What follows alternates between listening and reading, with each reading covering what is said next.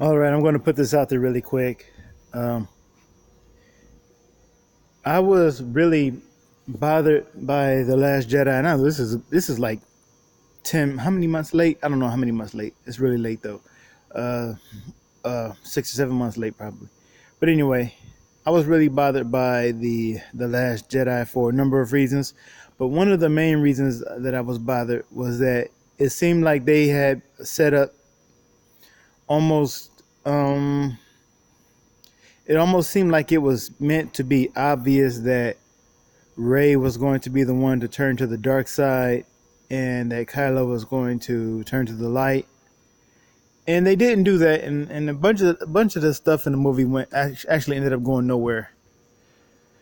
But as I continued thinking about it, because it always stuck with me that Rey was supposed to be the one to go to the dark side, I saw a video by Anti Trekker, which he suggested that I mean I think he's kind of joking about it, but this movie is taking place in a bizarro world where light is dark and dark is light, and I don't quite agree with I don't quite subscribe to that theory, and like I said, it's probably a joke anyway, but I do think that maybe he got me thinking, well maybe she really is a Sith already, and we just haven't seen the lightsaber change colors yet.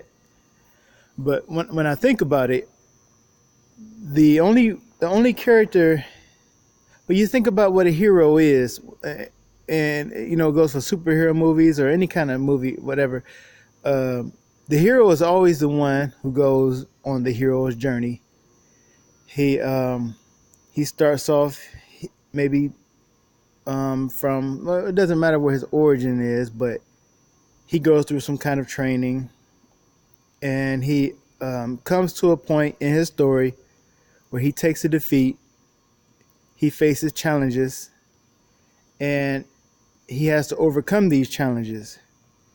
And like one of the challenges may be a big defeat, and maybe that comes at the hand of his adversary, at the hand of the antagonist.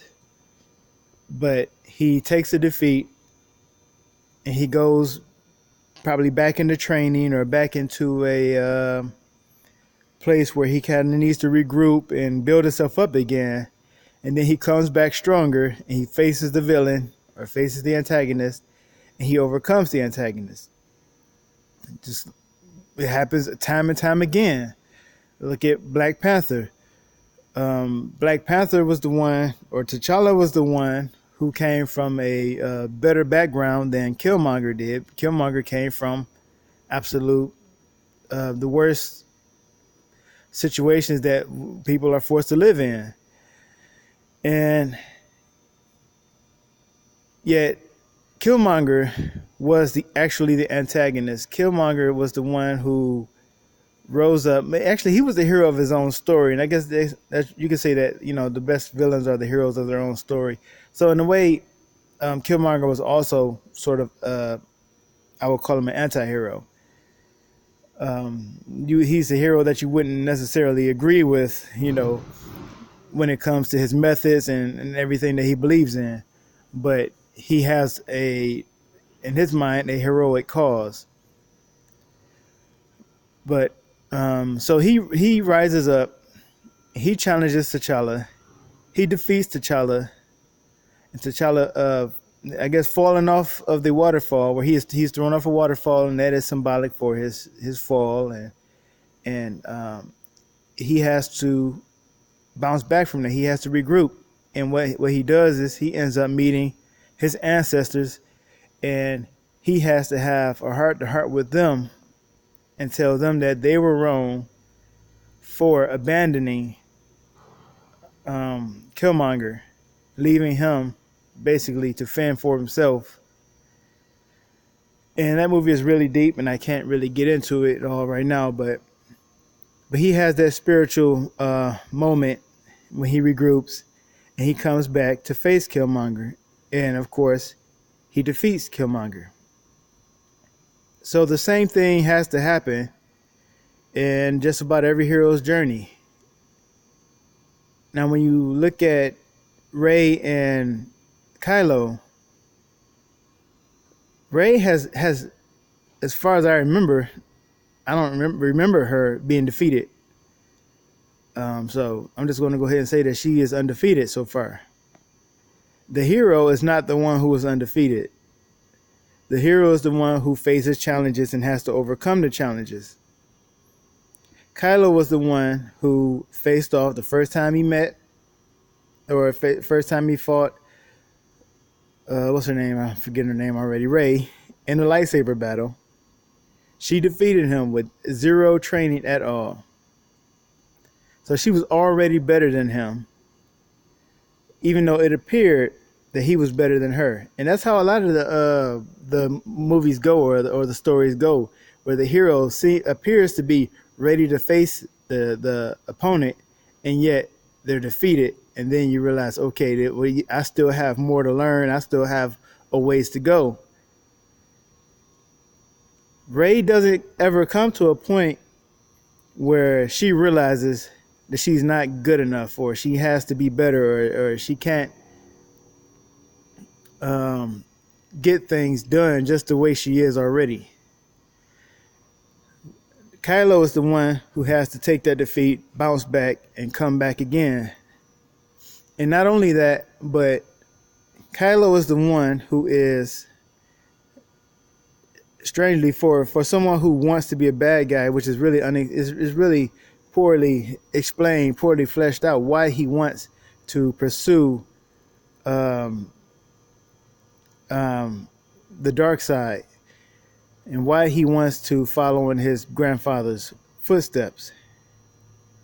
But I believe that he must believe in his mind that it is the right thing to do.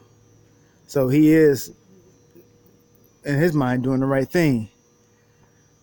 But with Rey, she, however, is not conflicted with. Let me go back to Kylo. I didn't explain that well enough.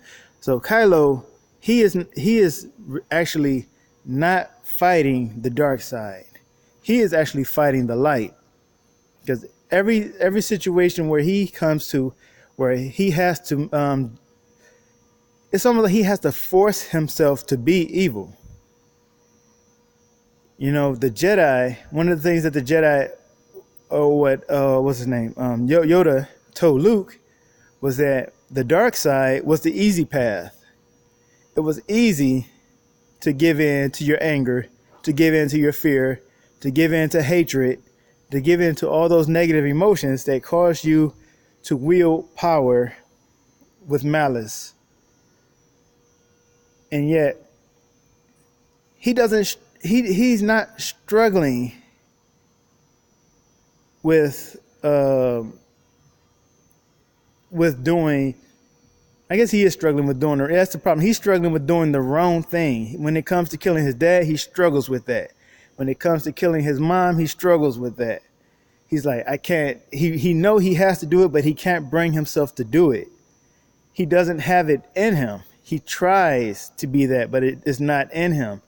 But however, when you look at Rey, when it comes to giving in to anger and giving into those feelings of malice, and as Luke said, when she was on the island with him, she went straight for the dark side, and she did not even attempt to resist it. So some people may say, well, Rey has shown a number of times that she has a higher sense of morality, and that she'll do the right thing whenever, the situation arises. But I don't think you can really overlook the importance of her when she was confronted with not just negative emotion, but when she was actually confronted with the dark side, she went straight for it. So you can't overlook that. So when that situation comes up again, where she is tempted, or where she is presented with the choice to give in to the anger, give in to the malice, give in to the hatred, give in to the dark side, she's going to go straight for it. She has shown no absolutely no hesitation for turning to the dark side. It's Kylo. Kylo is the one who can't seem to bring himself to go full dark. He is trying his best, but he can't seem to do it. With Rey, it's like a fish jumping. It's like a fish taking the water. She dives right in. So I'm thinking that she is already a Sith. She just doesn't quite manifest it on the outside yet. And one of the reasons why she could possibly be so quick to dive into the dark side is because she has been abandoned. And for those who have, let's just say, problems with families, family breakups, and family situations that aren't quite ideal, you might struggle also with feelings of abandonment. And you know how those feelings of abandonment can leave you feeling bitter, resentful, angry, and to maybe, a little unforgiving. It can leave you with a lot of negative emotions inside. So I can easily see how Rey would be how she would be so inclined to give in to the dark side, because she is struggling with abandonment. Her whole arc in the second movie was all about, who am I? Who is my family? Why did they leave me? Why did they abandon me? She's dealing with that. And Kylo, on the other hand, he knows where he comes from. He comes from the Skywalkers, and that's another thing. He comes from that bloodline. So if the heroes in Star Wars come from the Skywalker bloodline, he's the son of Leia and the son of Han Solo. So who is Rey? If she's not a Skywalker, who is she? Is she going to be the hero of the story, even though she is not a Skywalker or a Solo? And are they actually going to make the villain a Skywalker? I know Darth Vader was a Skywalker, but are they going to leave things as they are, when really Kylo was a pretty poor excuse for a villain anyway? So in my opinion, he's getting ready to, of course, I think it's obvious he's going to turn to the light, but I think he also probably has to die too, because he did kill his dad. So he is a murderer, technically. Yeah, he did accomplish that one thing. So he probably has to die. You can't really let him get away with murdering and just kind of just brush it off like nothing happened. But I still consider him more of a Jedi than Rey, and Rey more of a Sith than he can ever hope to be. Like I had mentioned earlier, giving into the dark side, using the powers of the dark side is what comes easy. Rey has been shown to overpower both Kylo and Luke with absolutely zero training whatsoever. She's been able to use almost every trick in the book without ever having been taught how to do it, because she has already been tapping into the dark side all this time. And that's why Rey is a Sith and Kylo is the only true Jedi. Kylo is the last Jedi, not Rey. He was trained by Luke.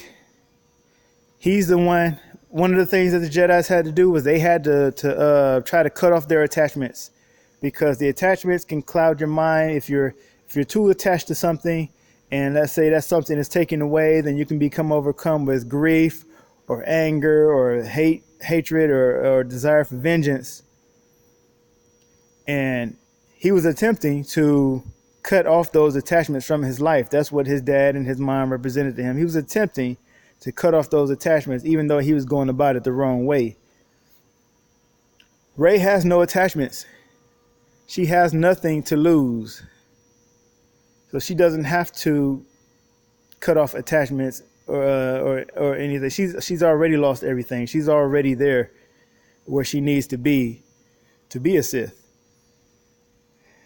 She doesn't have to learn how to restrain herself from giving in to those dark, giving into the dark side.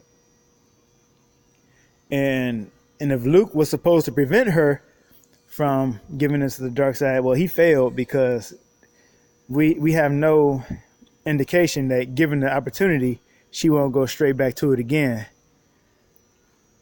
So we'll see how it turns out. I'm still on the fence of whether or not, if Kathleen Kennedy is fired, I'll probably go see episode 9. But if she's still around, I'm definitely not going to see it. But I think what probably happened with this story was that J.J. Abrams was probably working off of something that Lucas had already planned out. And Kylo Ren was always supposed to be the hero of the story. But Kathleen Kennedy wanted a heroine. She wanted a female to be the hero of the story. So with a few minor tweaks to the story, they were able to make Kylo appear to be the villain, or at least from Kathleen Kennedy's perspective, she would look at it, and with her limited knowledge of Star Wars and how the rules work, she would look at it and say, okay, well, Rey's the heroine. I got what I wanted. And Kylo is the villain. Okay, I got what I wanted. Not understanding that Rey operates like a Sith and Kylo is more of a Jedi than she will ever be.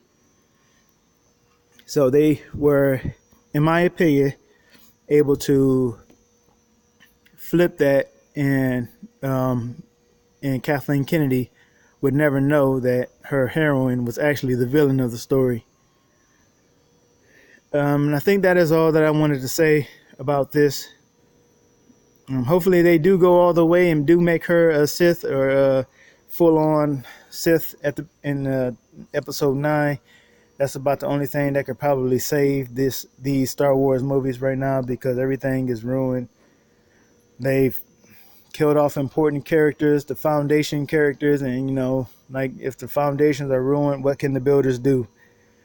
So yeah, I think that's about all I wanted to say. So thanks for listening.